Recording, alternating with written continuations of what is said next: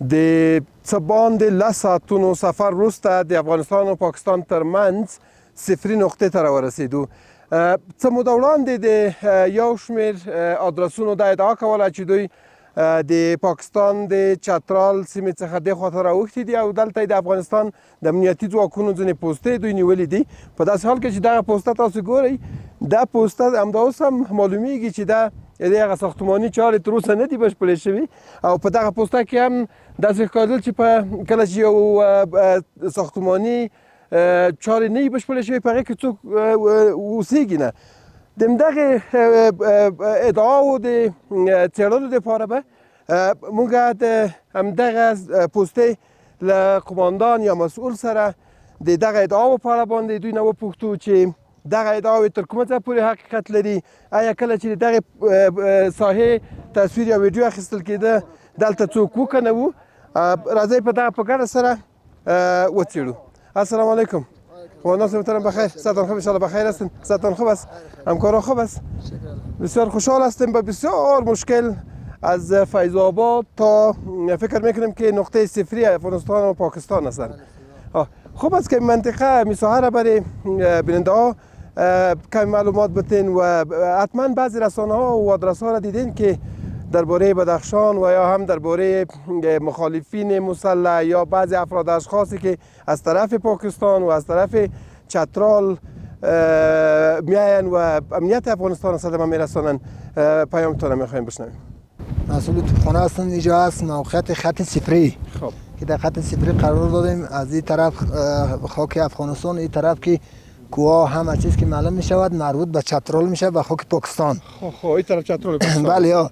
این اکثرا همین تبلیغات رسانه هاست که تبلیغات رسانه هاست دیگه. ما از روز اول هم در اینجا بودم، حالی هم هستم، هیچ مشکلی نیست الحمدلله. یک کسایی بود که ما هر روز در این ساحه گزمه داشتیم. بله.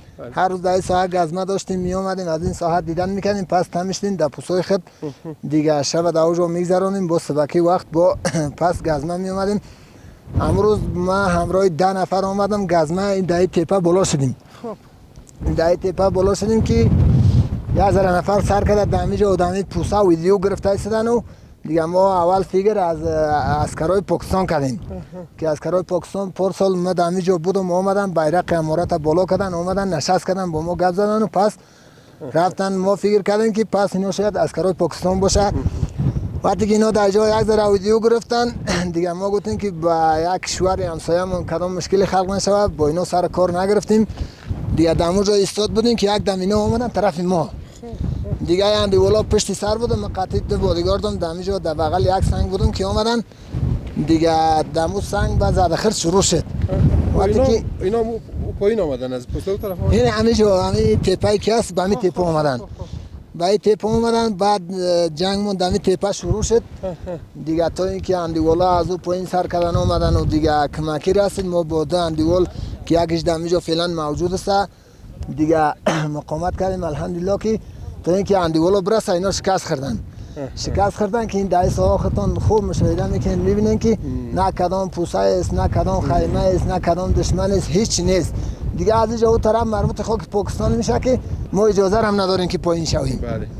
بله سبا. چند نفر بودن که اینجا آمده بودن و یک تصویر یک ویدیو گرفته بودن و در سوشال میدیا پخش کرده بودن که ما پوستر را گرفتیم، اما بعداً که معلوم میشه این پوستر خودال وقت چیم نشده، کارشون هم تمام نشده، از کار ساختمانی اشتغال جریان داره. این پوستر خودتون میبینه که عمل داخلش برف پرست.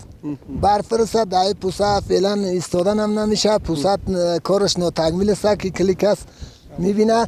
تنها همه دمی سنه خودم موجود بودم که اینا فیلم برداری میکردن. از همه پوسه ویدیو گرفتن. ما پیشتر هم گفتم که ما فکر از عسکرای پاکستان کردیم. وقتی که اینا به این طرف اومدن در تپه همراه ما سر خوردن. وقتی که سر خوردن دیگه انداخت شروع شد. کسی که سر ما انداخت که او هم دمو رو کشته شد دیگه. از همه جا پس شکست کردن به طرف خاک پاکستان و رفتن.